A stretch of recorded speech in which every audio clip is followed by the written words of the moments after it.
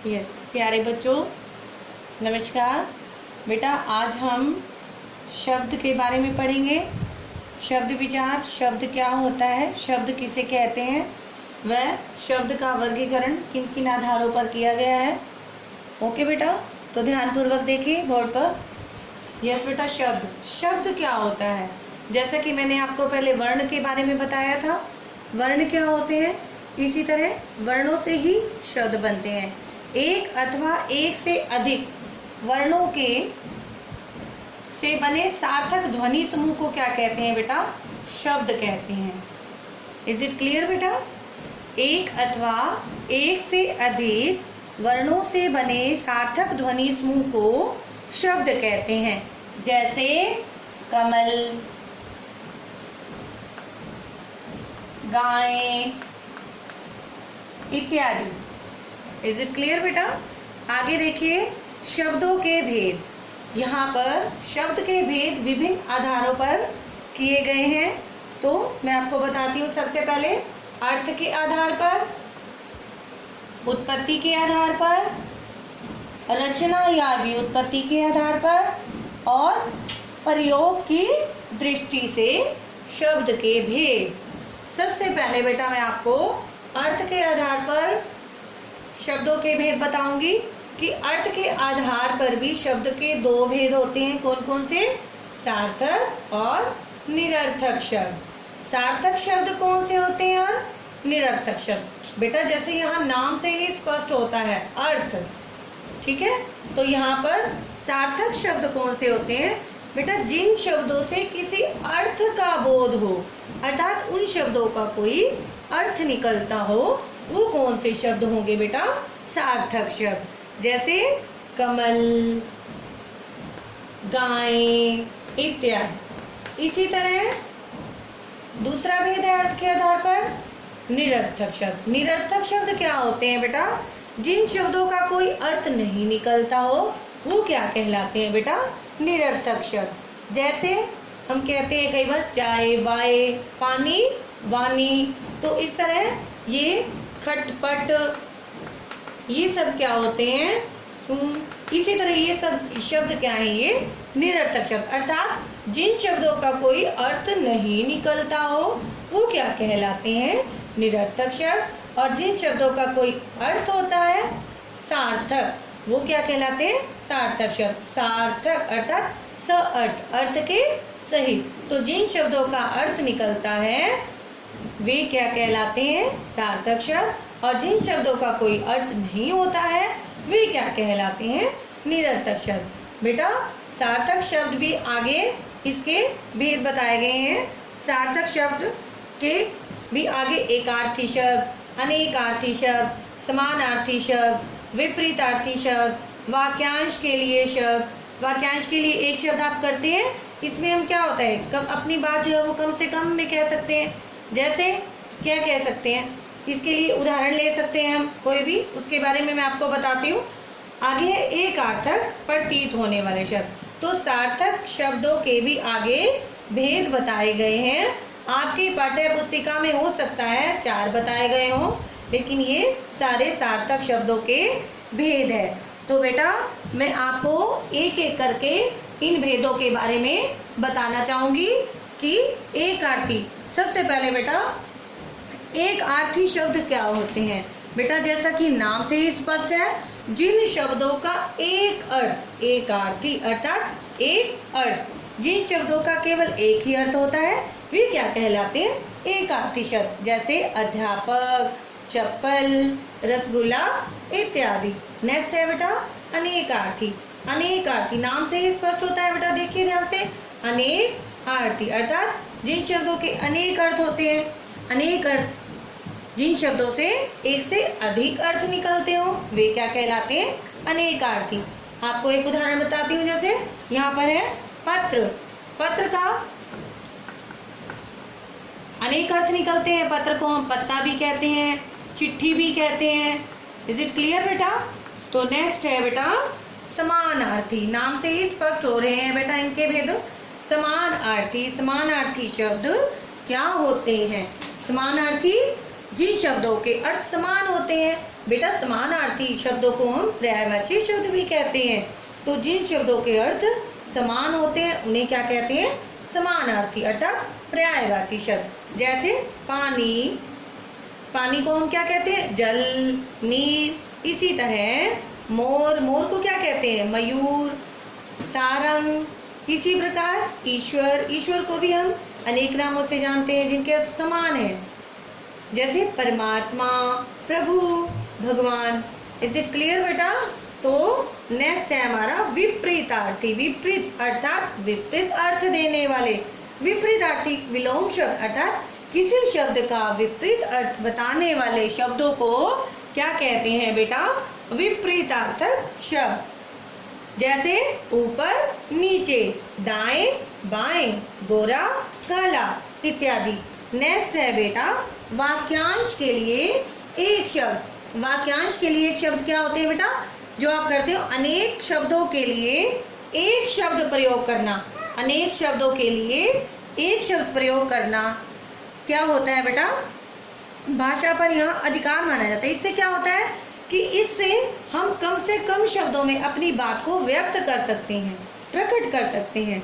Is it clear बेटा? जैसे प्रतिदिन होने वाला, दैनिक। तो यहाँ प्रतिदिन होने वाला 3 शब्द जो थे इसको हमने एक ही शब्द में कह दिया, क्या? दैनिक। इसी तरह जो उपकार को माने, कृतज्ञ। काम से जी चुराने वाला, कामचोर। नेक्स्ट है बेटा एकार्थक प्रतीत होने वाले शब्द। एकार्थक प्रतीत होने वाले शब्द क्या होते हैं? जिन शब्दों का केवल एक अर्थ अर्थात एक ही अर्थ निकलता हो वे क्या कहलाते हैं? एकार्थी शब्द। इज इट क्लियर बेटा?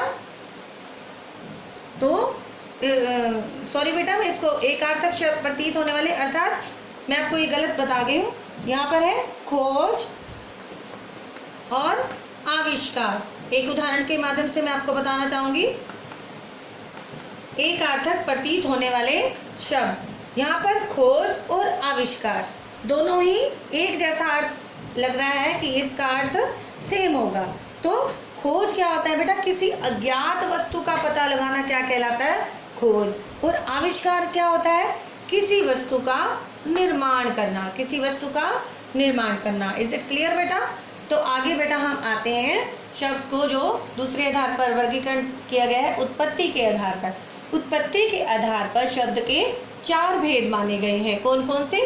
तत्सम शब्द, तद्भव शब्द, देशज शब्द और विदेशज शब्द। तो सबसे पहले बेटा हम तत्सम शब्द के बारे में पढ़ेंगे कि तत्सम शब्द क्या होते हैं और तद्भव शब्द क्या होते हैं, देशज क्या होते हैं और विदेशज शब्द क्या होते हैं।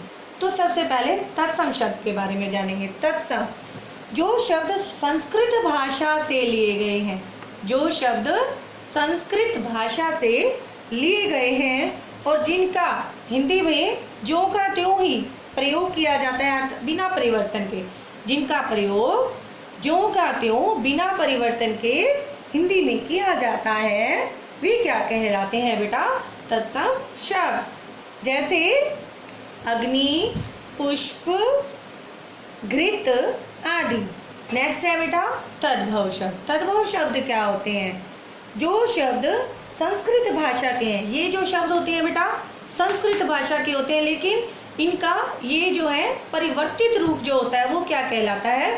तद्भव शब्द। तो जो शब्द संस्कृत भाषा के हैं किंतु कुछ परिवर्तित अर्थात बदल कर अर्थात कुछ बिगड़ कर जो हिंदी में प्रयुक्त होते हैं अर्थात प्रयोग किए जाते हैं, वे क्या कहलाते हैं?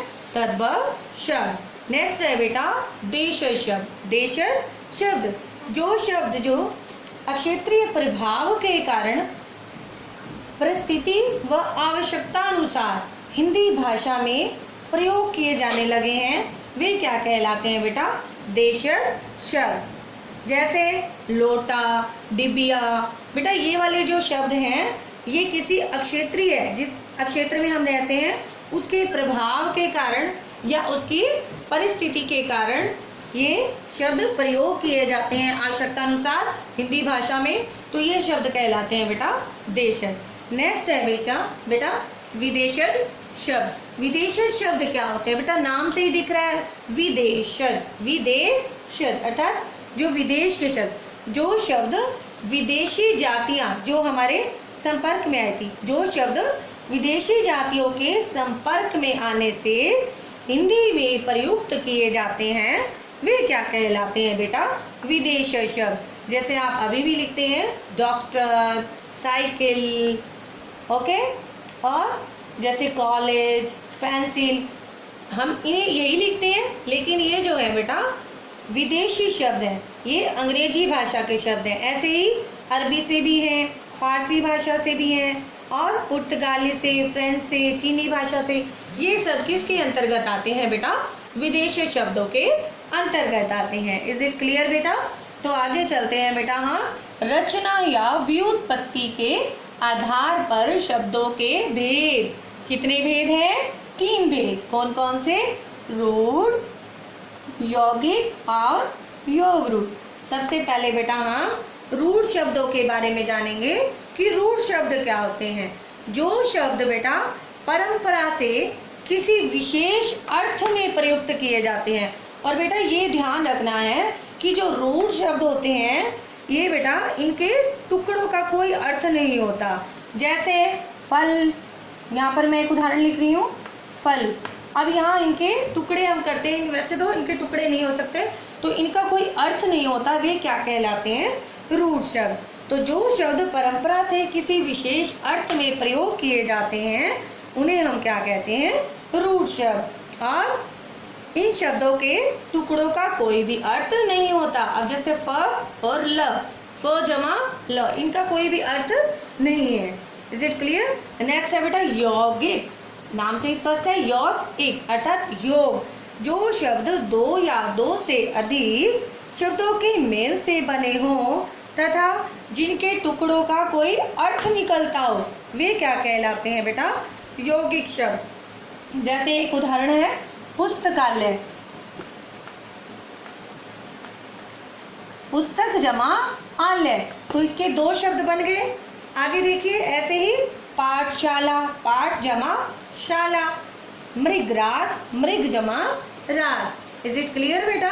तो आगे हम आते हैं बेटा योग रूढ़ पर। योग रूढ़ क्या होता है? जो शब्द बेटा यौगिक भी होते हैं और किसी एक विशेष अर्थ का बोध भी करवाते हैं।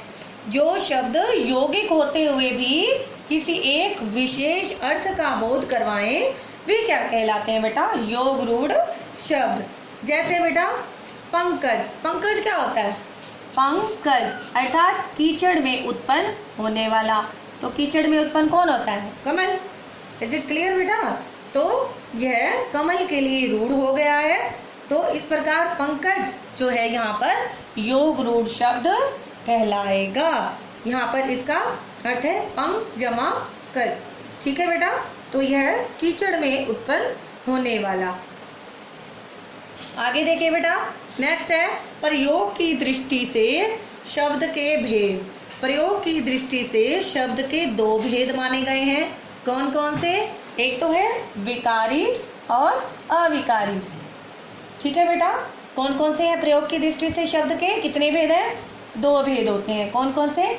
विकारी और अविकारी। बेटा विकारी शब्द भी आगे 4 प्रकार के होते हैं और अविकारी शब्द भी आगे 4 प्रकार के होते हैं।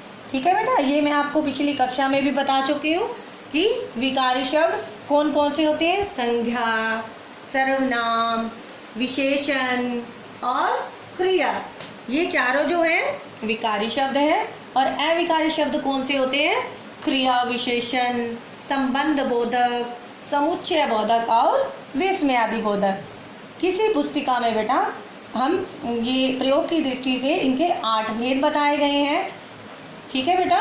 और जो उनको 8 को ऐसे ही बताया गया है, संज्ञा, सर्वनाम, विशेषण, क्रिया, क्रिया विशेषण, संबंध बोधक, समुच्चय बोधक और संबंध विस्मयादि बोधक। इज इट क्लियर बेटा? तो इन 8 के बारे में बताया गया है। जो पहले 4 है संज्ञा, सर्वनाम, विशेषण और क्रिया, ये क्या है? विकारी शब्द हैं। और जो पिछले 4 हैं कौन कौन से? क्रिया विशेषण, संबंध बोधक, समुच्चय बोधक और विस्मयादि बोधक। ठीक है बेटा? तो ये चारों जो है कौन से? अविकारी शब्द। ठीक है बेटा। तो मैं आपको एक ये भी बताऊंगी कि विकारी शब्द क्या होते हैं और अविकारी क्या होते हैं। विकारी शब्द बेटा क्या होते हैं, जो वे शब्द होते हैं जो लिंग वचन पुरुष और कारक के अनुसार बदलते हैं, अर्थात विकारी शब्दों में बदलाव संभव है, बदल जाते हैं, वे क्या कहलाते हैं, विकारी शब्द। और अविकारी शब्द जो होते हैं बेटा, इनमें लिंग वचन और कारक आदि के प्रभाव के कारण ये परिवर्तित नहीं होते, ये नहीं बदलते, तो ये क्या है, अविकारी शब्द। इज इट क्लियर बेटा? तो आज हमने शब्द के भेदों के बारे में जाना, कितने आधार पर इनका वर्गीकरण किया गया है, आगे हमने उनके भेदों के बारे में जाना। तो बेटा आपने इसको, आसान तरीका है इसका लर्न करने का, इजी, तो आप इसको अपनी उत्तर पुस्तिका में आप इसी तरह ये डायग्राम बनाएंगे, चार्ट ऐसे ही इनके भेद लिखेंगे, इससे आपको इनको लर्न करना जो है वो इजी हो जाएगा। इज इट क्लियर बेटा? ओके बेटा, थैंक यू सो मच।